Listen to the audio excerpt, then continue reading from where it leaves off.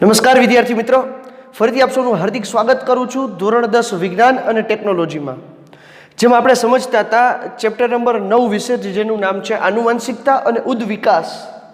આનુવંશિકતા શું કાર્ય કરે છે, કેવી રીતે કાર્ય કરે છે. આપણા લક્ષણો માટે આપણને ખ્યાલ છે કે આપણો આનુવંશિક વારસો ડીએનએનો આપણા કોઈ પણ લક્ષણ માટે તેને જવાબદાર કારક છે. કેવી રીતે કોઈ પણ લક્ષણ આપણા ઉપર પ્રભાવી થાય છે અને કેવી રીતે પ્રછન્ન રહી છે આપણું કારક, એના ઉપર આપણા લક્ષણની અભિવ્યક્તિ જવાબદાર છે.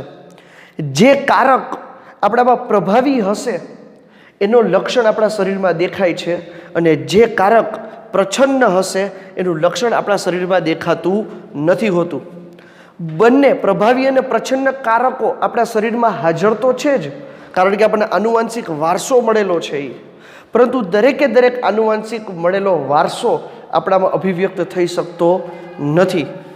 વારસામાં મળેલા જે કારકો છે એ પૈકીનો જે પ્રભાવી કારક હશે એનો જ લક્ષણ આપણામાં અભિવ્યક્ત થશે, જ્યારે પ્રછન્ન રહેલા કારકનો લક્ષણ અભિવ્યક્ત થતો નથી. અને આ બાબત માટે જવાબદાર જો કોઈ કારણ હોય તો એ લાસ્ટ લેક્ચરમાં આપણે સમજ્યું હતું કે ડીએનએ જે છે એ ડીએનએ આપણા શરીરની અંદર પ્રોટીન સંશ્લેષણ માટે જવાબદાર છે. અને દરેકે દરેક વિશિષ્ટ પ્રકારનું પ્રોટીન આપણા માટે થઈને એક લક્ષણ અભિવ્યક્ત કરતું અંગ છે, એક લક્ષણ અભિવ્યક્ત કરતું એક દ્રવ્ય છે. તો પ્રોટીન જે છે એ ડીએનએ દ્વારા નિયંત્રિત છે, અને આપણા દરેકે દરેક લક્ષણો છે એ પ્રોટીન્સ દ્વારા નિયંત્રિત છે. તો એમ કહી શકીએ કે આપણા શરીરમાં દેખાતો દરેકે દરેક લક્ષણ શું છે, તો કે ડીએનએ દ્વારા નિયંત્રિત થાય છે. અને ડીએનએ આપણને ખ્યાલ છે કે આપણી પિતૃ પેઢી પાસેથી આપણને પ્રાપ્ત થતું હોય છે. સાથે સાથે લાસ્ટ લેક્ચરની અંદર આપણે જ્યોર્જ મેન્ડલના 2 પ્રયોગો વિશે પણ જોયું હતું. એક હતો એક સંકરણનો પ્રયોગ અને બીજો હતો દ્વિસંકરણનો પ્રયોગ. એમાં પણ આપણે જોયું હતું કે જો કોઈ લક્ષણ પિતૃ પેઢીમાંથી સંતતિ પેઢીમાં આવે, એટલે કે પી સિરીઝમાંથી F1 સિરીઝમાં આવે, તો ઘણી વખત એવું થતું હોય છે કે એમાં પિતૃ પેઢીનો લક્ષણ પ્રછન્ન રહી જતો હોય છે, પરંતુ એની પછીની પેઢી એટલે કે F2 પેઢીમાં એ પાછો પ્રભાવી થઈને દેખાતો પણ હોય છે. જે લાસ્ટ લેક્ચરની અંદર આપણે જે વટાણાનો પ્રયોગ કર્યો હતો, પિસમ સેટિવમ વટાણાનું વૈજ્ઞાનિક નામ છે, મકાઈનું જીયા મેઇઝ, આવા નામો વિદ્યાર્થી મિત્રો આપણે આગળ આવશે, એટલા માટે ખાસ યાદ રાખવું. એમસીક્યુની દ્રષ્ટિએ અથવા તો ઓબ્જેક્ટિવની દ્રષ્ટિએ પણ આપણને પૂછાઈ શકે છે. તમારી પાસે અત્યારે ઓલરેડી સિલેબસ આવી ગયો જ છે 70% વાળો, અને સાથે સાથે જે ગવર્મેન્ટે પેપર સ્ટાઇલ ડિક્લેર કરી દીધી છે કે જેમાં 70% ડિસ્ક્રિપ્ટિવ રહેશે અને 30% આપણું ઓબ્જેક્ટિવ રહેવાનું છે. એટલે કે તમારું જે 30% પોર્શન 80 માર્કનો, એટલે કે 24 માર્ક જે છે એ તમારા ઓબ્જેક્ટિવના હશે, જેમાં એક વાક્ય, ખાલી જગ્યા, જોડકા, ખરા ખોટા, એમસીક્યુ જેવા વિવિધ પ્રકારના ઓબ્જેક્ટિવ પ્રશ્નો, એટલે કે 1 માર્કના પ્રશ્નો પૂછાશે. જ્યારે 80 માર્કના 70%, એટલે કે બાકીના જે 56 માર્ક છે વિદ્યાર્થી મિત્રો, એ આપણા ડિસ્ક્રિપ્ટિવના રહેશે. તો આમ અહીંયા હવે જે આજે સમજવાના છે વિદ્યાર્થી મિત્રો, એ આપણે ઉદ્વિકાસમાં આગળ વધીએ છીએ, જેમાં આપણને પ્રશ્ન કર્યો છે કે આનુવંશિકતાની ક્રિયાવિધિ.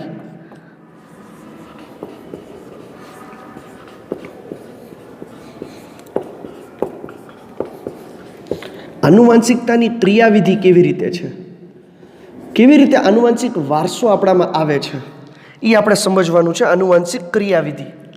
તો આનુવંશિક ક્રિયાવિધિ સમજતા પહેલાં આપણે સમજવું પડે કે આપણે ધોરણ 9ની અંદર જોઈ ગયા કે સજીવોનો રચનાત્મક અને ક્રિયાત્મક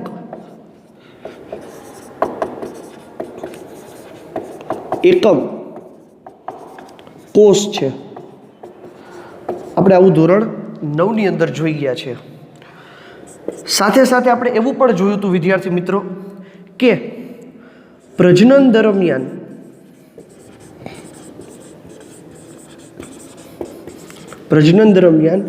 અર્ધીકરણની ઘટના બને છે. આ 2 વસ્તુ આપણે ધોરણ 9ની અંદર જોઈ ગયા હતા, એક અર્ધીકરણ અને બીજું આપણે કોષ.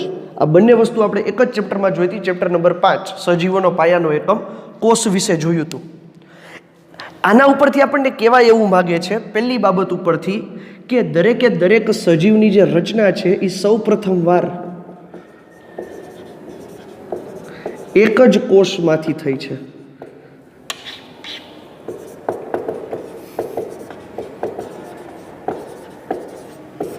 આપણી જે શરીરની જે રચના છે વિદ્યાર્થી મિત્રો, એ સૌપ્રથમ એક જ કોષમાંથી આપણી રચના થઈ છે. સાથે સાથે પ્રજનન દરમિયાન અર્ધીકરણની જે ઘટના છે એ સમજીએ કે એમાં શું કહેવા માગે છે. તો આપણે એવું કીધું કે આપણી અંદર લિંગી પ્રજનન કરતા સજીવોની વાત કરીએ છીએ કે લિંગી પ્રજનન કરતા સજીવોમાં જે રંગસૂત્રો હોય છે, રંગસૂત્રો એ હંમેશા માટે બેકી સંખ્યામાં હોય. રંગસૂત્રો હંમેશા બેકી સંખ્યામાં હોય એટલે કહેવાનો અર્થ એવો છે કે રંગસૂત્ર હંમેશા માટે યુગ્મન જ હોય. યુગ્મ એટલે કે બેકી જોડીમાં જ હોય હંમેશા માટે થઈને રંગસૂત્રો. જ્યારે લિંગી સજીવોની અંદર પ્રજનન ક્રિયા થાય છે, લિંગી સજીવોની વાત કરીએ છીએ, અહીંયા જે વાત થાય છે એ લિંગી સજીવોની થાય છે. લિંગી સજીવોની અંદર પ્રજનન દરમિયાન શું થતું હોય છે તો કે નરકોષ અને માદાકોષ આ બંનેની અંદર રહેલા રંગસૂત્રો જે છે, રંગસૂત્રોનું અર્ધીકરણ થાય છે. રંગસૂત્રોની જેટલી જોડી હશે, સપોઝ કે 4 જોડી છે, તો એનો મતલબ એવો થયો કે એ જે તે સજીવના નિર્માણ માટે 8 રંગસૂત્ર અથવા તો 4 જોડી રંગસૂત્રો અગત્યના છે. એનો અર્થ એવો થાય છે. તો અહીંયા જે 4 જોડી અથવા તો 8 રંગસૂત્રો જે અગત્યના છે વિદ્યાર્થી મિત્રો, એનું દરેકે દરેક સજીવના નિર્માણ માટે અગત્યના છે. તો જ્યારે પ્રજનન થશે ત્યારે શું થશે તો કે દરેક જોડીનું અર્ધીકરણ થાય. દરેક જોડીનું અર્ધીકરણ થશે એટલે કે જે બેકી સંખ્યામાં રંગસૂત્ર હતા હવે એ એકી સંખ્યામાં થઈ ગયા. એટલે કે જે પેર હતી એ પેર તૂટી ગઈ. એટલે હવે શું થયું તો કે આમાંથી અને આમાંથી 4 રંગસૂત્રો શું થાય છે તો કે ઉતરી આવે છે અને પરિણામે શું થઈ જાય છે તો કે ફરીથી એ યુગ્મન જ બની જાય છે. અહીંયા જે 4 રંગસૂત્રની જે પેર હતી, બે રંગસૂત્રોની 4 જે પેર હતી એનું અર્ધીકરણ થશે. એટલે જે ઓલા યુગ્મન જ હતા એ શું થઈ ગયા તો કે અયુગ્મિત થઈ ગયા, એકલા થઈ ગયા. નરકોષ અને માદાકોષ બંનેમાંથી રંગસૂત્રોનું અર્ધીકરણ થશે. જે બેકી સંખ્યામાં હતા એ વચ્ચેથી અડધા થઈ ગયા. એટલે દરેક રંગસૂત્ર જે પેરમાં હતા એ સિંગલ થઈ ગયા. દરેકે દરેક રંગસૂત્રની જોડમાંથી એક રંગસૂત્ર શું થાય છે તો કે પ્રજનન દરમિયાન ઉતરે છે નરકોષ અને માદા પ્રજનન કોષ દ્વારા. જ્યારે આ નરકોષ અને માદાકોષનું ફલન થાય છે ત્યારે જે પ્રથમ કોષ બને છે એને આપણે યુગ્મનજ તરીકે ઓળખીએ છીએ. જે પ્રથમ કોષ બને છે કે જેમાંથી પછી યુગ્મનજમાંથી કોષ વિભાજન દ્વારા શું થયું તો કે આપણા સજીવના શરીરનું નિર્માણ થયું. પછી એ કોઈ પણ બહુકોષી સજીવ હોય, એ પ્રાણી હોય, પક્ષી હોય, જીવજંતુ હોય કે મનુષ્ય હોય, એ બધા સજીવોની અંદર સૌપ્રથમ યુગ્મનજ જ બન્યો હતો કે જે નર પ્રજનન કોષ અને માદા પ્રજનન કોષના મિલન અથવા તો ફલનથી તૈયાર થનારો સૌપ્રથમ કોષ હોય છે કે જે એક જ કોષ છે. એમાંથી પછી સમયાંતરે ધીરે ધીરે કોષ વિભાજન થાય છે અને કોષ વિભાજનના પરિણામે શું થાય છે તો કે એમાંથી 1 માંથી 2, 2 માંથી 4, 4 માંથી 8, 8 માંથી 16 એવી રીતે કોષ વિભાજન દ્વારા એના કોષોની સંખ્યામાં વધારો થાય છે.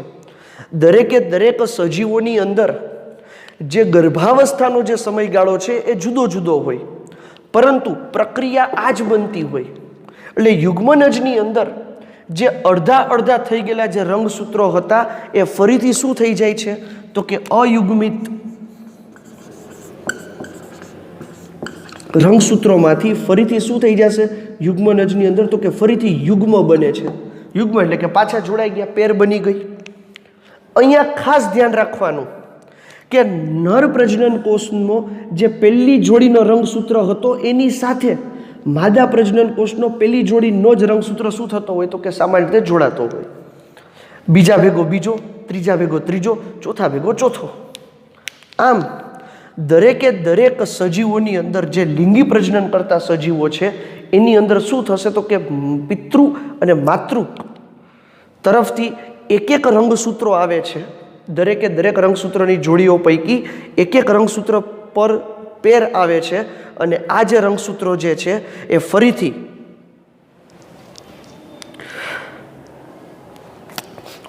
જ્યારે બાળ સજીવનું નિર્માણ થાય છે ત્યારે ફરીથી શું થઈ જાય છે તો કે યુગ્મનજ બની જાય છે અને નવા સજીવોની અંદર જે રંગસૂત્રોની સંખ્યા છે એ રંગસૂત્રોની સંખ્યા પણ શું થાય છે તો કે જળવાઈ રહી છે. સમસૂત્રી ભાજન કે એ પણ આપણે ધોરણ 9માં જોઈ ગયા. એના જેવી જ ઘટના બને. સમસૂત્રી ભાજનનો મતલબ થાય કે આમાં જેટલા રંગસૂત્ર છે એટલા જ રંગસૂત્ર નીચેના કોષની અંદર બનવા અથવા તો હોવા. તો એની અંદર શું થઈ જાય તો કે આમાંથી પણ 8 રંગસૂત્રો આવે, આમાંથી પણ 8 રંગસૂત્રો આવે. તો પરિણામે શું થઈ જશે તો કે આમાં 8ની બદલે 16 રંગસૂત્રો થઈ જાય છે કે જે સજીવોની અંદર એબનોર્માલિટી ક્રિએટ કરે છે, કે જે અસામાન્યતા સર્જન કરે છે, જેવું આપણા સમાજની અંદર શક્ય થતું નથી. હા, કેટલીક વખત આપણને એવું જોવા મળે છે વિદ્યાર્થી મિત્રો કે ઘણાને એક આંગળી વધારાની આવી હોય, કોઈ એક અંગ વધારાનું હોય, ઘણા એવા છે કે જન્મતા વેત એક પગ ન હોય કે હાથ ન હોય. આના માટે થઈને આ જનીનિક ફેરફારો જે થયા છે એ જ જવાબદાર છે. પરંતુ એના માટેની જે આખી ઘટના છે એના માટે ઘણા બધા કારણો જવાબદાર છે અને એને એબનોર્માલિટી કહેવાય. એટલે કે આવું અમુક જ વાર બને છે, દરેક વખતે આવું બનતું નથી. જો દરેક વખતે આમ રંગસૂત્રોનો સરવાળો થતો હોય તો અત્યાર સુધીમાં આપણામાં તો કેટલા બધા રંગસૂત્રો થઈ ગયા હોય. એટલે જો આમાં 8 રંગસૂત્રની બદલે 16 રંગસૂત્ર થાય તો એની ભેગો 16 વાળું આવે તો 16 ભેગા થઈને પાછા 32 બને, તો 32 ભેગા થઈને 64 બને. તો દરેક પેઢીએ શું થાય તો કે અંગોની સંખ્યા વધતી જાય. આવું થતું નથી. એટલે પ્રજનન કોષોની અંદર શું થાય છે તો કે રંગસૂત્રોમાં અર્ધીકરણની ઘટના બને છે. અને અર્ધીકરણની ઘટનામાં શું થાય છે તો કે બંને નર પ્રજનન કોષ અને માદા પ્રજનન કોષમાંથી રંગસૂત્રોનું અડધું થાય છે. એટલે કે પેર જે છે એ અયુગ્મિત બને છે અને ત્યારબાદ અયુગ્મિત પેર શું થાય છે તો કે ફલન માટે આવે છે. અને ફલન થઈ ગયા બાદ જે સૌપ્રથમ કોષ બને જેને આપણે યુગ્મન જ કહીએ છીએ, એમાં જે અયુગ્મિત થયેલી પેર છે, જોડીઓ છે, એ ફરીથી શું થાય છે તો કે યુગ્મ બને છે અને રંગસૂત્રોની સંખ્યા જળવાઈ રહી છે. અને આમ આ રંગસૂત્રોની અંદર શું આવેલું છે તો કે ડીએનએ આવેલું છે કે જે આપણી આનુવાંશિક માહિતી ધરાવતા હોય છે. અને એ જે ડીએનએ આવેલું છે એ પ્રોટીન દ્વારા પોતાના જે લક્ષણો છે એ લક્ષણો અભિવ્યક્ત કરાવશે. જે પૈકી પ્રભાવી લક્ષણ હશે, પ્રભાવી કારક હશે, એ પોતાની લક્ષણની અભિવ્યક્તિ વ્યક્ત કરશે. જ્યારે જે પ્રચ્છન્ન લક્ષણ હશે એ પોતાની અભિવ્યક્તિ વ્યક્ત કરી શકતો નથી. તો આમ સજીવોની અંદર આવી રીતે આનુવાંશિકતાની ક્રિયાવિધિ આપણે જોઈ. હવે આપણે સમજવાનું છે કે લિંગ નિશ્ચયન કેવી રીતે થાય. અહીંયા જે આપણે લિંગી સજીવોની જે વાત કરી વિદ્યાર્થી મિત્રો, તો હવે આપણે એ સમજવાનું છે કે લિંગ નિશ્ચયન કે જે આ ચેપ્ટરનો અગત્યનો પ્રશ્ન છે, પૂછાઈ શકે એવો પ્રશ્ન છે બોર્ડ માટે. તો બોર્ડની દ્રષ્ટિએ અગત્યનો પ્રશ્ન આપણે જોઈ રહ્યા છીએ હવે લિંગ નિશ્ચયન, જેને ઇંગ્લિશમાં કહીએ છીએ સેક્સ ડિટર્મિનેશન. તમે ઘણી બધી જગ્યાએ એવું જોયું હશે, જે સ્ત્રી રોગ નિષ્ણાંત હોસ્પિટલો હશે ને ત્યાં, કે અહીં શિશુની જાતિ નક્કી કરવી એ ગુનાહિત પ્રવૃત્તિ છે જે અહીંયા થતી નથી. એટલે કે sex determination of newborn baby is prohibited.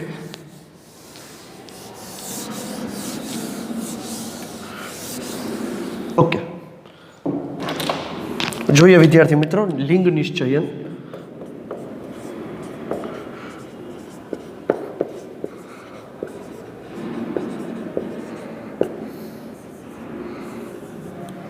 Okay, લિંગ નિશ્ચયન એટલે શું?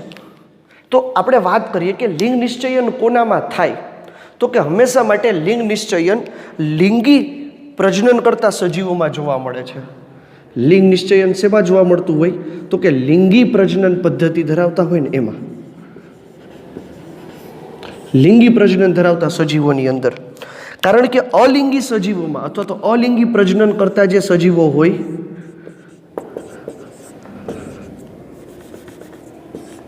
અલિંગી પ્રજનન કરતા સજીવો એની અંદર નર કે માદા એના જેવું કાંઈ હોતું નથી.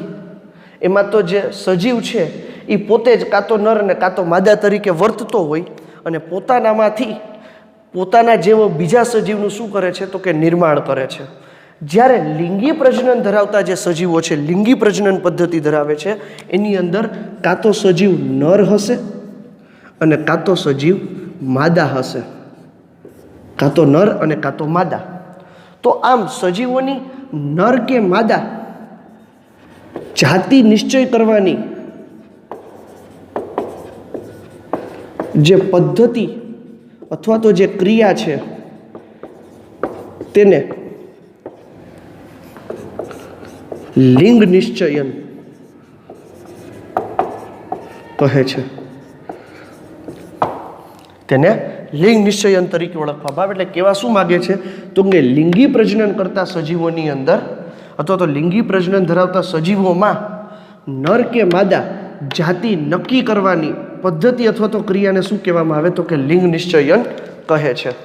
એટલે કે લિંગી પ્રજનન કરતા જે સજીવો છે એની અંદર એ લિંગી પ્રજનન કરતું સજીવ નર છે કે માદા એટલે કે મેલ છે કે ફિમેલ છે એ ડિસાઇડ કરવાની ડિટર્મિનેશન કરવાની જે પદ્ધતિ છે ને એને લિંગ નિશ્ચયન કહેવાય. તો શું આવું બધા સજીવોમાં જોવા મળે છે તો કે ના, ફક્ત ને ફક્ત લિંગી પ્રજનન ધરાવતા સજીવોમાં જ જોવા મળે છે. જ્યારે અલિંગી પ્રજનન ધરાવતા સજીવોની અંદર નર કે માદા એના જેવું કાંઈ હોતું નથી. એમાં જે સજીવ છે એ પોતે જ નર કે માદા તરીકે વર્તતો હોય છે. જેમ કે બેક્ટેરિયાનું ઉદાહરણ લઈ લો. બેક્ટેરિયા જે છે એ કોષ વિભાજન દ્વારા પ્રજનન કરતું હોય છે. ફૂગ જે છે તો એ ફૂગની અંદર બર્ડ ફોર્મેશન એટલે કે કલિકા સર્જન દ્વારા શું થાય છે તો કે ફૂગ પોતાને જેવી બીજી ફૂગનું નિર્માણ કરે છે. તો કેટલાક સજીવોની અંદર તો કોષ વિભાજનની સાથે સાથે વિવિધ એવી પણ પ્રવૃત્તિઓ છે કે જે આપણે અચરજ પામી જઈએ એટલે કે ખંડ વિભાજન. તમને યાદ હોય તો પ્લેનેરિયા સજીવ આપણે જોયું હતું. પ્લેનેરિયા નામનું સજીવ ધોરણ 9 ની અંદર પ્લેનેરિયા આપણે જોયું હતું કે જે પૃથુકૃમિ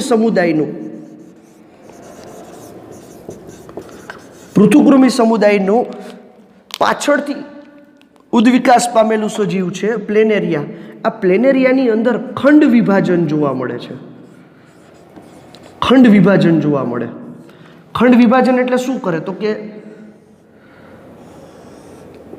આ તમે જોઈ શકો છો કે પ્લેનેરિયા જેવી આકૃતિ છે. તો જો તમે એને અહીંયાથી ખંડમાં રૂપાંતરિત કરી નાખો તો ત્રણેય ખંડ છૂટા પડી અને ત્રણેય ખંડ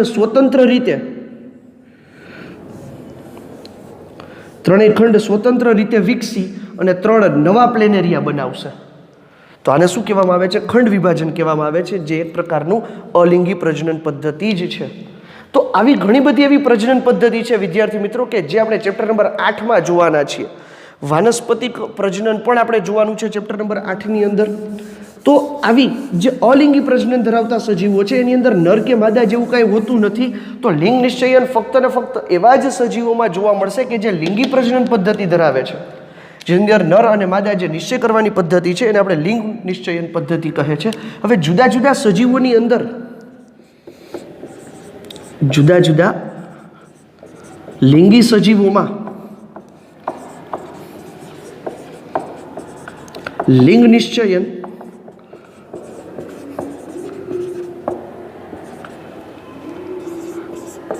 જુદી જુદી રીતે થાય છે. બધામાં એક સરખું લિંગ નિશ્ચયન હોતું નથી. દરેક સજીવોની અંદર લિંગ નિશ્ચયન જુદી જુદી રીતે થતું હોય. કારણ કે દરેક સજીવો છે એ પોતાની કંઈક આગવી વિશિષ્ટતાઓ ધરાવે છે. પોતે કંઈક બીજા સજીવોથી કંઈક લક્ષણની દ્રષ્ટિએ જુદા છે, વસવાટની દ્રષ્ટિએ જુદા છે, ઉદ્વિકાસની દ્રષ્ટિએ જુદા છે. આ બધી વસ્તુ આપણે ચેપ્ટર નંબર 7માં જોઈ ગયા, સ્ટાન્ડર્ડ 9થમાં. તો અહીંયા લિંગ નિશ્ચયો જુદી જુદી રીતે થાય, પણ કેવી રીતે થઈ શકે તો કે પહેલી વસ્તુ આપણે જોઈએ તાપમાન આધારિત. તાપમાન આધારિત હોઈ શકે એટલે કે જે પ્રાણીઓ છે પ્રાણીઓમાં ખાસ કરીને પ્રાણીઓની અંદર તાપમાન આધારિત લિંગ નિશ્ચયન આપણને જોવા મળે છે. પાછલા 2-3 લેક્ચરથી હું તમને કહેતો આવું છું કે આપણું આનુવંશિક બાબતોનો આધાર તાપમાન સાથે ઘણો બધો રિલેટેડ છે. જેનું ઉદાહરણ મેં તમને આપ્યું હતું કે અત્યારે કોઈ ફેમિલી અહીંયાથી એબ્રોડ શિફ્ટ થઈ જાય ઠંડા પ્રદેશોમાં તો 2-3 પેઢી પછી એવી રીતે આપણે એના આનુવંશિક ફેરફારો જોઈ શકીએ કે જે આવનારી 2-3 પછીની પેઢી છે એ આબેહૂબ ત્યાંની હોય ને એવું લાગે. એમાંથી ઇન્ડિયન કલર ટોન છે, ઇન્ડિયન ફેશિયલ છે, આ બધી વસ્તુઓ શું થાય તો કે ધીરે ધીરે એમાંથી રિમૂવ થતી જાય. કેમ તો કે પર્યાવરણ જે છે એના માટે તેને ખૂબ અસરકારક પરિબળ સાબિત થાય છે. તો અહીંયા પણ લિંગ નિશ્ચયન તાપમાન આધારિત પણ પ્રાણીઓમાં હોઈ શકે છે. એટલે કે તાપમાન ઉપર આધાર રાખે છે કે આવનારું બાળક છે અથવા તો આવનારું જે બાળ સજીવ છે એ નર હશે કે માદા હશે. એટલે કે જ્યારે ફલન થઈ જાય છે, ફલન બાદ ઈંડાને કયું તાપમાન મળે છે,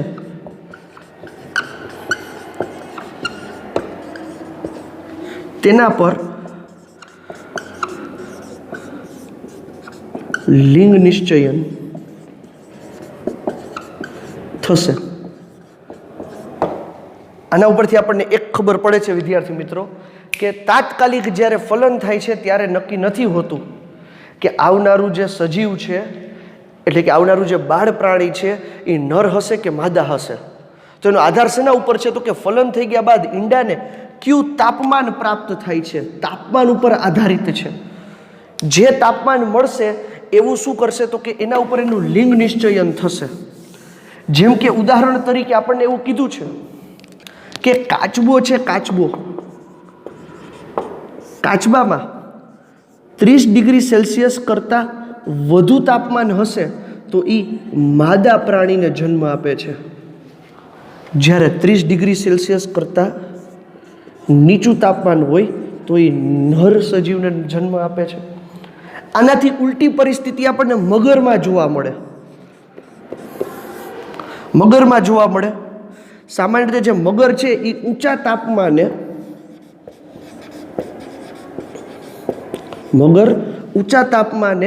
નર સજીવને જન્મ આપે છે, જ્યારે નીચા તાપમાને માદા સજીવને જન્મ આપે છે. તો આના આધાર વિદ્યાર્થી મિત્રો લિંગ નિશ્ચયનનો પ્રાણીઓની અંદર તાપમાન ઉપર છે કે કયું તાપમાન એને ક્યારે મળે છે ને એના ઉપર ડિપેન્ડ કરે છે કે એમાં જે નવું જન્મ લેનારું જે બાળક સજીવ હશે, બાળ પ્રાણી હશે, એ નર હશે કે માદા હશે. તો નર અને માદા જે લિંગ નિશ્ચયન છે પ્રાણીઓની અંદર એ તાપમાન પર આધારિત રાખે છે. સાથે સાથે એમ કહી શકાય કે પર્યાવરણ આધારિત છે, એટલે કે એનો જે ગર્ભ સમય છે અથવા તો ગર્ભ ઋતુ છે એ કઈ છે એના ઉપર આધાર રાખશે કે આવનારું જે બાળ સજીવ છે એ નર હશે કે માદા હશે. તો સાથે સાથે એમ ખબર પડે કે એવું નથી કે ઊંચા તાપમાને બધા નરને જ જન્મ આપે છે કે માદાને જ જન્મ આપે છે. અમુક પ્રાણીઓ એવા છે કે ઊંચા તાપમાને તો કોક નરને જન્મ આપે તો કોક માદાને જન્મ આપે છે, નીચા તાપમાને કોક નરને જન્મ આપે તો કોક માદાને જન્મ આપે. એવું નથી કે બધા ઊંચા તાપમાને નર કે માદાને આપે ને નીચા નર કે માદા આપે, એવું થતું નથી. જુદા જુદા પ્રાણીઓની અંદર એની પ્રજનન ક્ષમતા અને પ્રજનન પદ્ધતિઓ પણ કેવી છે? તો કે જુદી જુદી છે, અને એના ઉપર આધારિત રાખશે તાપમાનનો કે આવનારું બાળ સજીવ નર હશે કે માદા હશે. તો આ વાત કરીએ આપણે પ્રાણીઓની અંદર. જો આપણે મનુષ્યની વાત કરીએ વિદ્યાર્થી મિત્રો કે મનુષ્યની અંદર લિંગ નિશ્ચયન કેવી રીતે થાય છે, તો મનુષ્ય પણ પ્રાણીઓથી વિશિષ્ટ કંઈક પદ્ધતિ ધરાવે છે.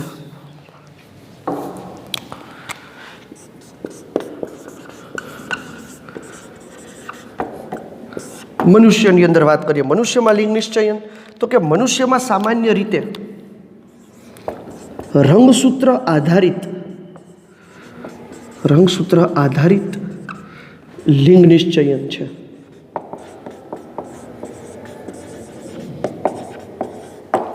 આપણા શરીરની અંદર શું છે? તો કે રંગસૂત્ર આધારિત છે.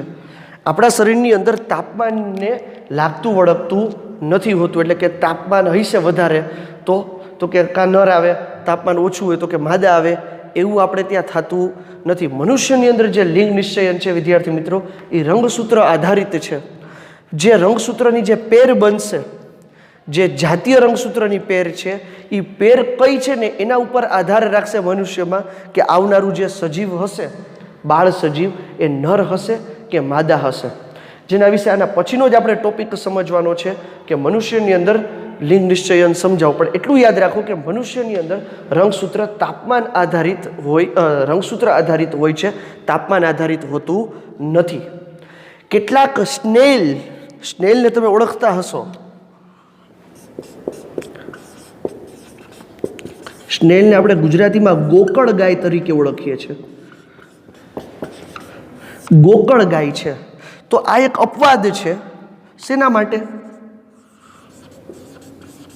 તો કે અપવાદરૂપ છે કે જે પોતાના લિંગ બદલી શકે છે.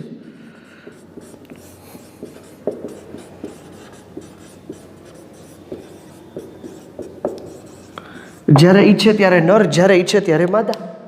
એટલે આની અંદર આપણે કોઈ ચોક્કસ લિંગ નિશ્ચયન થઈ શકતું નથી હોતું, કારણ કે સ્નેલ, ગોકળગાય એકમાત્ર એવું પ્રાણી છે વિદ્યાર્થી મિત્રો કે જે અપવાદમાં આવે છે, જે પોતાના લિંગ બદલી શકે છે. એટલે કાં તો એ નર તરીકે વર્તે, કાં તો એ પોતે માદા તરીકે વર્તે છે.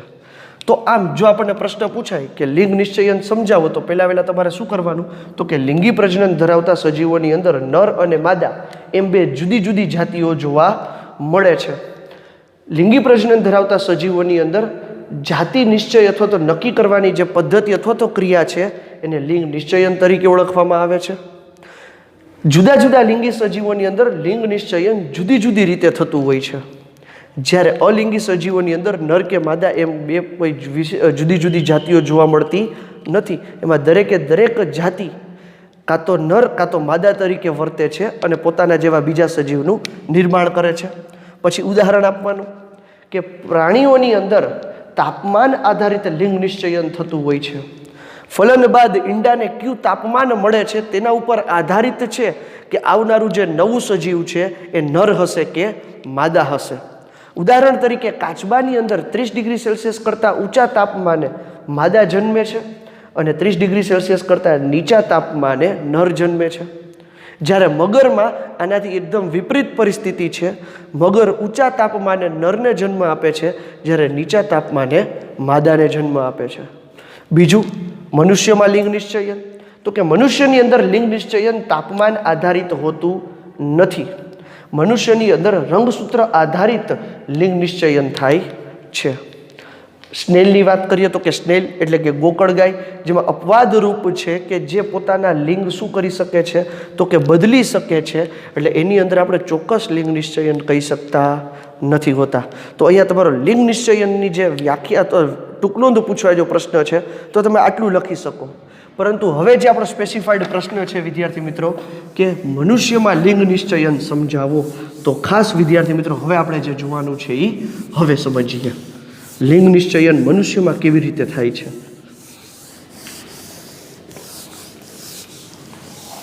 આપણે નાના ધોરણોની અંદરથી ઘણું બધું નોલેજ લઈને આવ્યા હોઈએ છીએ, પરંતુ આ નોલેજ ઘણી બધી વખત વિદ્યાર્થી મિત્રો અધૂરું હોય છે અને અધૂરું નોલેજ હંમેશા માટે ખતરારૂપ હોય.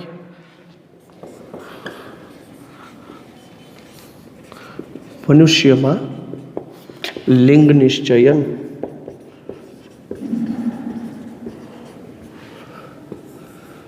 Sex determination in humans. મનુષ્યમાં કેવી રીતે લિંગ નિશ્ચયન થાય છે, તો હમણાં જ આપણે જોયું કે મનુષ્યની અંદર જે લિંગ નિશ્ચયન છે એ રંગસૂત્ર આધારિત લિંગ નિશ્ચયન હોય છે. આપણને ખ્યાલ છે કે દરેકે દરેક મનુષ્યમાં આપણને ખ્યાલ છે કે 23 જોડ રંગસૂત્ર હોય. 23 જોડ રંગસૂત્ર આવેલા છે. દરેકે દરેક કોષની અંદર 23 જોડ રંગસૂત્ર હોય. આ 23 જોડ રંગસૂત્ર પૈકી વિદ્યાર્થી મિત્રો 22 જોડ જે રંગસૂત્ર છે ને, 22 જોડ રંગસૂત્ર એ આપણા શરીરનું નિર્માણ કરે છે. શરીરનું નિર્માણ કરે છે. માટે આવા રંગસૂત્રને આપણે દૈહિક રંગસૂત્ર તરીકે ઓળખીએ છીએ. દૈહિક રંગસૂત્ર કહીએ છીએ. જ્યારે એક છેલ્લી જોડ જે રંગસૂત્ર છે એટલે કે 23મી જોડ, એક જોડ રંગસૂત્ર એ આપણું લિંગ નિશ્ચયન માટેના રંગસૂત્ર છે. માટે એને લિંગી રંગસૂત્ર કહીએ છીએ. કેમ, તો કે આનું કાર્ય છે લિંગ નિશ્ચયન કરવાનું.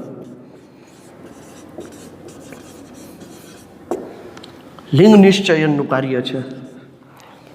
એટલે કે નર હશે કે માદા હશે, વાત આપણે સ્પેશિયલી મનુષ્યની કરીએ છીએ વિદ્યાર્થી મિત્રો.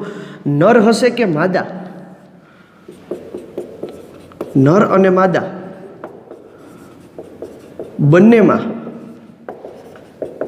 22 જોડ રંગસૂત્ર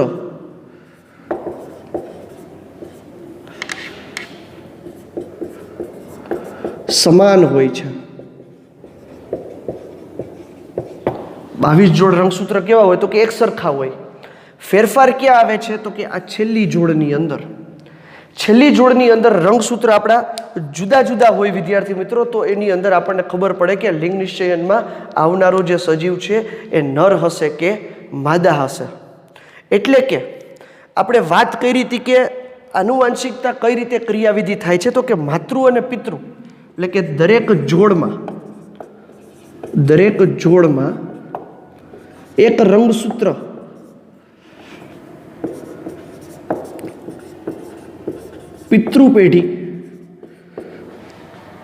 પિતૃ પાસેથી હતો તો ખાલી, અને બીજો રંગસૂત્ર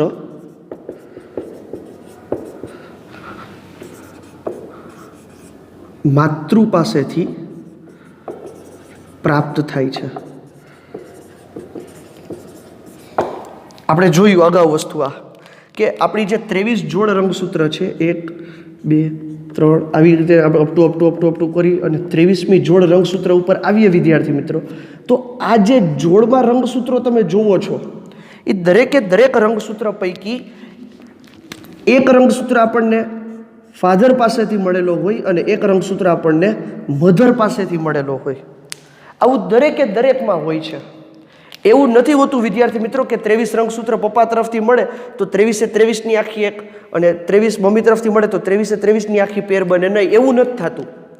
દરેક પેરનો જે રંગસૂત્ર છે એ દરેક પેરની અંદર એક રંગસૂત્ર પપ્પા તરફથી હોય ને એક રંગસૂત્ર મમ્મી તરફથી હોય. એવું નથી થતું કે ઓલા 23 ભેગા થઈ ગયા અને આ 23 ભેગા થઈ ગયા, બાકીના એક વધે એ ભેગા થઈ જાય છે. એવું નથી થતું વિદ્યાર્થી મિત્રો. દરેક જોડનો જે રંગસૂત્ર છે એ એક મમ્મી તરફથી આવતો હોય ને એક પપ્પા તરફથી આવતો હોય ને એ ભેગા થઈને ફરીથી શું થઈ જતા હોય તો કે યુગ્મન જ બની જતા હોય. આ જો યુગ્મન જ બની ગયું. આમ આપણો જે લિંગ નિશ્ચયન માટેનો જે રંગસૂત્ર છે હવે એની વાત કરીએ છીએ. કારણ કે પહેલાં જે 22 જોડ રંગસૂત્ર છે એ તો એક સમાન જ હોવાના છે. પછી પહેલી જોડનો જે રંગસૂત્ર મમ્મી તરફથી આવ્યો હોય ને પપ્પા તરફથી આવ્યો હોય એમાં સમાન લક્ષણો માટેના જ ડીએનએ હોય. એટલે કે પહેલા રંગસૂત્રમાં આપણી આંખ અને આપણા ફેસ માટેના રંગસૂત્ર છે એટલે કે ડીએનએ છે, તો મમ્મી તરફથી જે પહેલી જોડનો રંગસૂત્ર આવશે તો એમાં એ જ માહિતી હશે. પણ હવે એ બંનેમાંથી કયું ડીએનએ પ્રભાવી સાબિત થાય છે ને એના ઉપર આધાર રાખશે કે આપણા અંદર કયો લક્ષણ પ્રભાવી થાય. એમાંથી જે પ્રચ્છન્ન રહી ગયું એની અભિવ્યક્ત થશે નહીં. જે લક્ષણ પ્રભાવી હશે એ આપણી અંદર અભિવ્યક્ત થાય છે. હવે જે આપણે વાત કરીએ છીએ વિદ્યાર્થી મિત્રો, એ વાત કરીએ છીએ આપણે 23મા જોડ રંગસૂત્રની વાત કરીએ છીએ કે જેને આપણે લિંગી રંગસૂત્ર કહીએ છીએ. લિંગી રંગસૂત્રમાં વિચારીએ વિદ્યાર્થી મિત્રો, તો જે નર હશે ને નર, એની અંદર 2 રંગસૂત્ર પૈકી એક રંગસૂત્ર લાંબુ હોય છે જ્યારે બીજું ટૂંકું હોય છે. જ્યારે માદામાં બંને રંગસૂત્ર સમાન હોય છે. આ ખાસ સમજો વિદ્યાર્થી મિત્રો, જે આપણે પાછલા ધોરણમાં શીખીને આવ્યા ને કે નરની અંદર XY હોય અને માદાની અંદર XX હોય, એ અહીં આપણને સમજાવે છે કે નરની અંદર એક રંગસૂત્ર લાંબુ હોય અને એક રંગસૂત્ર કેવું હોય તો કે ટૂંકું હોય. માદાની અંદર બંને રંગસૂત્ર કેવા છે તો કે એક સમાન જ છે. બંને કેવા છે તો કે લાંબા રંગસૂત્ર છે. હવે જ્યારે અર્ધીકરણની ક્રિયા બને છે વિદ્યાર્થી મિત્રો, ત્યારે નક્કી થશે શું, તો હવે આપણે જોઈએ. જે આપણે મેન્ડલના ચાર્ટમાં જોયું હતું ને વિદ્યાર્થી મિત્રો, હવે ફરીથી આપણે એવું લિંગ નિશ્ચયન કરવાનું છે. એટલે કે લિંગ નિશ્ચયન પદ્ધતિ અંદર લિંગી સજીવોની અંદર XY અને XX, એટલે કે આ હશે નર અને આ હશે માદા. લિંગી પ્રજનન પદ્ધતિ છે એટલે નર અને માદા બંનેની જરૂર પડે છે. નર તરફથી X આવે અને માદા તરફથી પણ X આવે તો અહીંયા જે સજીવનું નિર્માણ થશે એ કયો હશે તો કે XX, એટલે કે આ બેબી ગર્લ હશે. નર તરફથી X આવે અને માદા તરફથી બીજું એક્સ આવે તો પણ અહીંયા શું બનશે તો કે ફરીથી એક્સ એક્સ એટલે આ પણ શું બનશે તો કે આ બેબી ગર્લ બનશે, બેબી ગર્લ. નર તરફથી વાય આવે અને માદા તરફથી પણ શું આવે તો કે વાય આવે, એક્સ આવે તો અહીંયા બની જાય એક્સ વાય. નર તરફથી આ વાય આવે ને માદા તરફથી આ એક્સ આવે તો પણ અહીંયા શું બનશે એક્સ વાય. એટલે આ બે શું બને છે તો કે બેબી બોય બને છે. એટલે માદા તરફથી વિદ્યાર્થી મિત્રો સમજજો કે હર હંમેશ માટે શું આવશે તો કે એક્સ જ આવે છે. તો આને તમે હજી ટૂંકા સ્વરૂપમાં લખી શકો. કેવું ટૂંકું સ્વરૂપ કરો તો કે માદા નરમાંથી એક્સ વાય, માદામાં એક્સ એક્સ રહેલા છે. એટલે માદા તરફથી તો દર વખતે વિદ્યાર્થી મિત્રો આપણને એક્સ જ મળવાનો છે. જો પિતા તરફથી એક્સ મળશે તો અહીંયા બનશે એક્સ એક્સ, પિતા તરફથી વાય મળશે તો અહીંયા બનશે એક્સ વાય. એટલે અહીંયા સર્જન થશે ગર્લનું અને અહીંયા સર્જન થશે બોયનું. આમ આપણી અંદર લિંગ નિશ્ચયનમાં 50-50% પોસિબિલિટીઝ છે કે કાં તો બેબી બોય આવે અને કાં તો બેબી ગર્લ આવે. આપણે ત્રીજી કોઈ સંભાવના ઉત્પન્ન થઈ શકતી નથી, સિવાય કે રંગસૂત્રની અંદર કોઈક ફેરફારો થાય તો ટ્રાન્સજેન્ડર ઉત્પન્ન થાય, જેને આપણે ટ્રાન્સજેન્ડર તરીકે ઓળખીએ છીએ અને બીજી ઘણી બધી ભાષામાં આપણે જુદા જુદા નામથી ઓળખીએ છીએ. સારી ભાષામાં આપણે એને કિન્નર કહીએ છીએ. તો ત્યાં જે ટ્રાન્સજેન્ડર ક્રિએટ થાય તો એના માટે રંગસૂત્રની જે સંખ્યાઓ છે એની અંદર ફેરફારો થાય છે અને એને લઈને એ નર અને માદા કરતાં કોઈક ત્રીજી જ જાતિ ઉત્પન્ન થાય છે.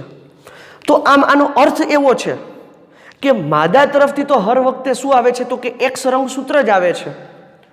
પિતા તરફથી ક્યુ રંગસૂત્ર આવશે ને વિદ્યાર્થી મિત્રો એના ઉપર આધાર છે કે આવનારું નવું જે બાળ સજીવ છે એ નર હશે કે માદા હશે.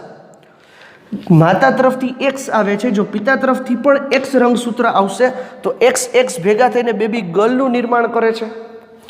જો માતા તરફથી એક્સ આવ્યો ત્યારે પિતા તરફથી વાય રંગસૂત્ર આવે છે તો હવે એક્સ વાયનું સર્જન થાય છે, પરિણામે બેબી બોયનો જન્મ થાય છે. તો બેબી બોય અને બેબી ગર્લ માટે થઈને ક્યારે માતા જવાબદાર હોતી જ નથી. બેબી બોય બનશે કે બેબી ગર્લ હલશે એના માટે થઈને જવાબદાર છે પિતા. પરંતુ પિતા પણ પોતાની ઈચ્છાથી કંઈ એક્સ અને વાય રંગસૂત્ર ડોનેટ નથી કરતા. તો એના માટે થઈને ઘણી બધી વસ્તુઓ પર્યાવરણીય પરિબળો મેટર કરતા હોય છે. રંગસૂત્રનું જ્યારે અર્ધીકરણ થાય છે એ અર્ધીકરણ દરમિયાન કઈ ઘટના એટલે કે કયો રંગસૂત્ર એક્સ સાથે જોડાય છે એ પણ મેટર કરતો હોય છે. કારણ કે જ્યારે પિતાની અંદર એક્સ અને વાયનું અર્ધીકરણ થશે રંગસૂત્રનું ત્યારે એક્સ અને વાયનું જે અર્ધીકરણ થશે એટલે આમાંથી એક શુક્રકોષ બને, આમાંથી એક શુક્રકોષ બનશે, આની સાથે બીજા 22 રંગસૂત્ર હોય હો વિદ્યાર્થી મિત્રો, આની સાથે બીજા 22 રંગસૂત્ર એની અંદર હશે.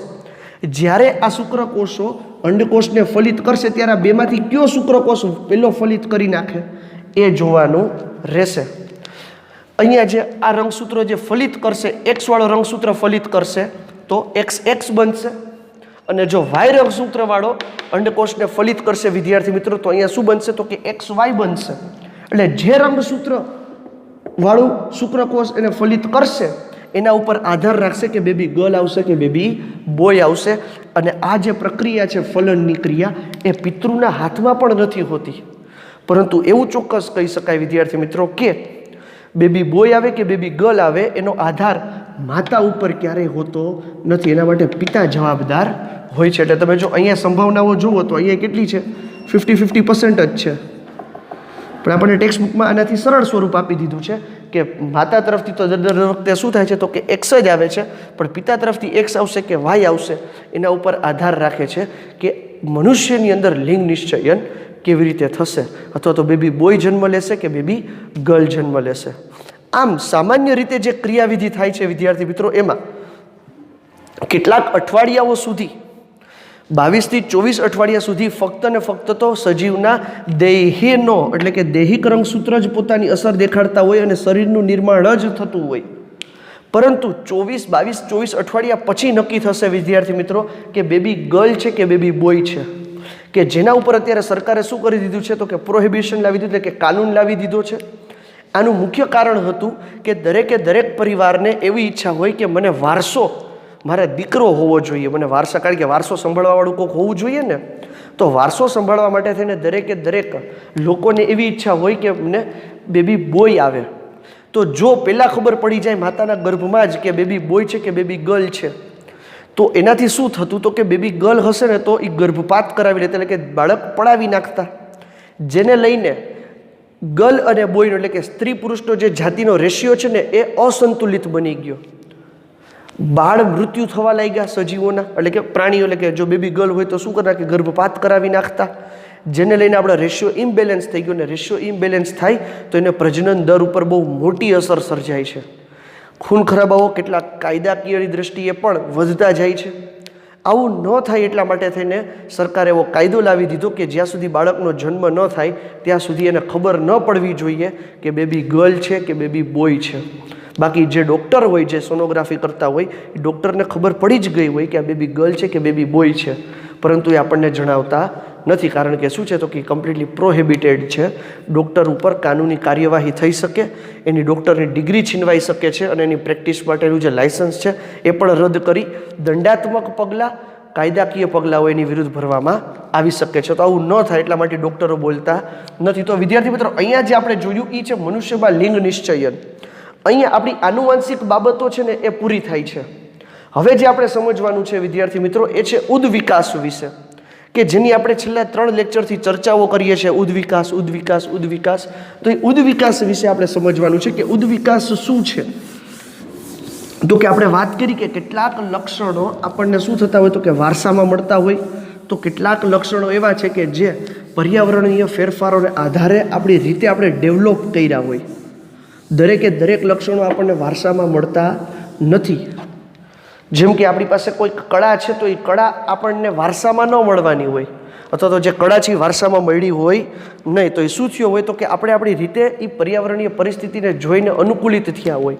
આપણે ગુજરાતમાં જન્મ લીધો છે તો આપણે ગુજરાતી આવડે છે, તો ગુજરાતી ભાષા એ કાંઈ આપણો વારસો નથી, વારસામાં નથી મળી ગુજરાતી ભાષા, પરંતુ આપણો જન્મ ગુજરાતી પરિવારમાં થયો છે એટલે આપણને ગુજરાતી ભાષા આવડી ગઈ. પરંતુ જન્મતા વેત જ આપણે કોઈક મરાઠી અથવા તો કોઈ બીજા રાજ્યની અંદર વસવાટ કરતા હોત તો આપણી અંદર જે વિકાસ થયો છે એ ત્યાંના જેવો હોત. તો આમ હવે જે આપણે ટોપિક સમજવાનો છે એ છે ઉદ્વિકાસ. સજીવોની અંદર ઉદ્વિકાસ કેવી રીતે થયો, કેવી રીતે એક પ્રકારના સજીવમાંથી બીજા પ્રકારના સજીવોનું નિર્માણ થયું, કેવી રીતે નવી નવી જાતિઓ નિર્માણ પામતી ગઈ, કેવી રીતે નિમ્ન કક્ષાના સજીવોમાંથી વિદ્યાર્થી મિત્રો જટિલ કાય મનુષ્ય આવ્યું, એ બાબતો આપણને ઉદ્વિકાસ સમજાવે છે. અહીંયા ઉદ્વિકાસ સમજવા માટે આપણને ટેક્સ્ટબુકની અંદર 3 જુદા જુદા ઉદાહરણો આપ્યા છે, જેની અંદર આપણને ભમરાનું ઉદાહરણ આપ્યું છે. ભમરાને આપણે બહુ સારી રીતે ઓળખીએ છીએ કે એક વિસ્તારમાં વસવાટ કરતા જે ભમરાઓ છે, એક વિસ્તારમાં વસવાટ કરતા ભમરાઓ જે છે એના ઉદાહરણ દ્વારા આપણને ઉદ્વિકાસ સમજાવવાનો પ્રયત્ન કર્યો છે. સાથે સાથે ઉદ્વિકાસની અંદર આપણે 2 લક્ષણો જોવાના છે, આનુવંશિક લક્ષણો, ઉપાર્જિત લક્ષણો, કે જે વારસામાં મળતા હોય ને આપણે શું કહીએ છીએ, આનુવંશિક લક્ષણો કહીએ છીએ. જે વારસામાં નથી મળતા પરંતુ આપણી જાતે આપણે ડેવલપ કરેલા છે ને ઉપાર્જિત લક્ષણો કહીએ છીએ. મનુષ્યની સજીવોની પૃથ્વી પર ઉપસ્થિતિ કેવી રીતે થઈ એના વિશે પણ આપણે સમજવાનું છે. એટલે કે સજીવની ઉત્પત્તિ પણ આપણો ઉદ્વિકાસનો જ એક ટોપિક છે, અને ઉદ્વિકાસના જે કેટલાક પુરાવાઓ છે એ આપણે સમજવાના છે, એટલે કે જોવાના છે. પરંતુ એ બધી વસ્તુ વિદ્યાર્થી મિત્રો આવતા વિડીયો લેક્ચરની અંદર આપણે મળશું. આજ સુધી આપણે લિંગ નિશ્ચયન સુધી રાખીએ. ઉદ્વિકાસ આપણે નવા વિડીયો લેક્ચરની અંદર જોશું. ત્યાં સુધી રજા આપો. અસ્તુ. જય હિન્દ.